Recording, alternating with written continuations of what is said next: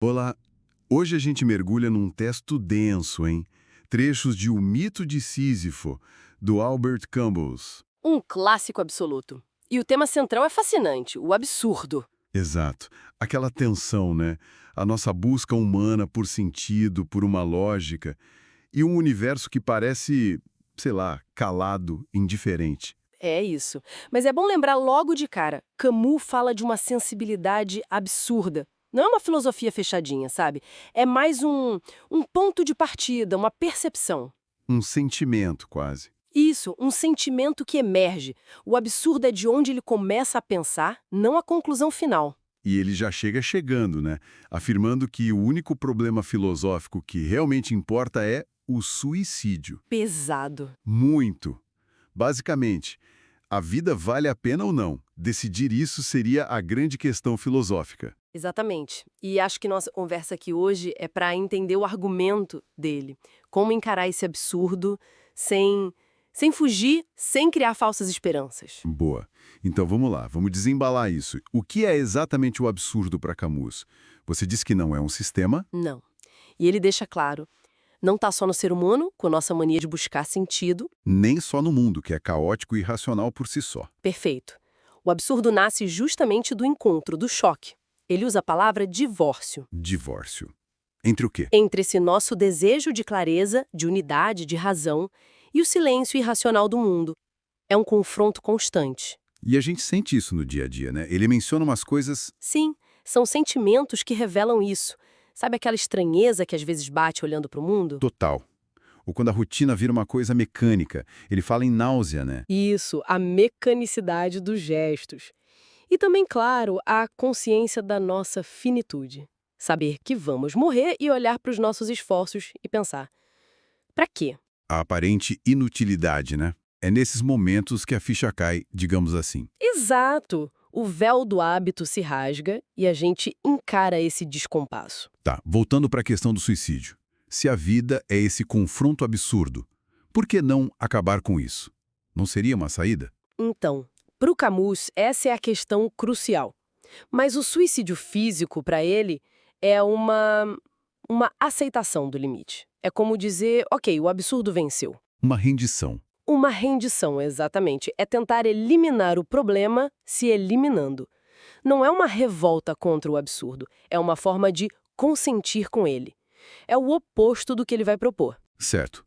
E aqui a coisa fica interessante. A resposta dele não é nem o desespero, nem essa rendição. É a revolta. Isso, a revolta absurda. Parece um paradoxo, né? Revolta contra o quê, exatamente? Se não há um sentido contra o qual se revoltar. Ah, mas a revolta não é contra um sentido que falta. É a consciência constante desse divórcio. É olhar para essa tensão, para esse absurdo de frente o tempo todo, sem se resignar. Manter o absurdo vivo na consciência, então. Exatamente. É viver com divórcio, não tentar resolver ou eliminar. É dizer, eu vejo isso, eu entendo essa falta de sentido último e mesmo assim eu continuo. É uma recusa da morte, do suicídio como solução. Entendi. E essa postura de revolta, de consciência constante, isso leva a alguma forma de liberdade? Leva sim. É o que ele chama de liberdade absurda. Como assim? Pensa bem, se não existe um amanhã garantido no sentido de um propósito maior, de uma salvação, de um sentido transcendente. Se Deus está morto ou nunca existiu ou no universo é indiferente. Então a gente se liberta das regras comuns, das metas que só faziam sentido pensando nesse futuro ilusório, liberta da necessidade de viver bem para um propósito maior. E o que entra no lugar? Viver o presente, intensamente. Ele foca na quantidade de experiências. Viver o máximo possível, experimentar a vida ao máximo, justamente porque ela é tudo que temos. Mas essa ideia de quantidade não pode soar meio, sei lá, hedonista demais? Superficial? Viver muito em vez de viver melhor? É um ponto delicado, mas para Camus não é superficialidade, é abraçar a vida em sua totalidade finita. A intensidade vem da lucidez, não da fuga. A liberdade não é para fazer qualquer coisa sem pensar, mas é a liberdade de um julgamento final, o que permite viver para o agora, com paixão. Entendi a conexão. Revolta leva à liberdade. E ele também critica o que chama de salto, ou suicídio filosófico. O que seria isso? Ele olha para outros pensadores, tipo Kierkegaard, Cherstoff, até fenomenólogos como Husserl. Que também partiram de algo parecido com o absurdo, né? Sim, reconheceram o irracional, a angústia, mas aí, segundo o Camus, eles deram um salto Um salto para onde? para a fé, para Deus, para uma razão com R maiúsculo, para algo transcendente que, no fundo, reintroduz um sentido que o absurdo tinha negado. É como fugir do problema encontrando um consolo fora dele. Uma fuga da condição absurda. Exatamente. Para Camus, isso é uma traição à lucidez inicial. É buscar um apelo onde a condição absurda exige viver sem apelo. E aí chegamos na figura de Sísifo, a imagem que fecha o livro e amarra tudo isso. Perfeitamente. Sísifo é o herói absurdo por excelência. O cara condenado a empurrar a pedra morro acima só para ela rolar para baixo de novo, eternamente. Uma tarefa inútil, repetitiva, sem esperança nenhuma de sucesso final.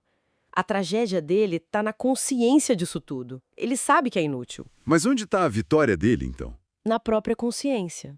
No desprezo que ele tem pelo próprio destino. Ele conhece toda a extensão da sua miséria, mas não se deixa abater. Ele continua. A felicidade e o absurdo andam juntos. São filhos da mesma terra, diz Camus. A própria luta para chegar ao cume, mesmo sabendo que a pedra vai cair, essa luta em si basta para preencher o coração. Daí a frase final. Impactante. É preciso imaginar Sísifo feliz. Exato. Feliz não por ignorância, mas por lucidez e revolta. Então, para fechar nossa conversa, a resposta de Camus para o silêncio do mundo não é cair no niilismo, nem se agarrar a uma esperança vazia. Não. Essa combinação. Revolta lúcida constante. Liberdade apaixonada pelo presente, pela quantidade de vida. E a aceitação consciente da nossa condição sem tentar fugir dela. E a dignidade humana estaria aí, e manter essa tensão. Exato. Viver intensamente apesar de tudo, ou melhor, por causa de tudo. E até a criação, arte, trabalho, o que for, vira um jeito de expressar essa revolta e essa liberdade. É como dar uma forma ao caos, viver duas vezes, mesmo sabendo do fim. Fica então a reflexão, né? Aceitar que talvez não haja um sentido maior transcendente parece meio desolador no início. Mas será que essa aceitação radical não abre, na verdade, uma porta? Uma porta para quê, você diria? Sei lá, talvez para uma valorização mais profunda, mais autêntica da própria vida que a gente tem. Aqui e agora, com toda a intensidade e a fragilidade dela.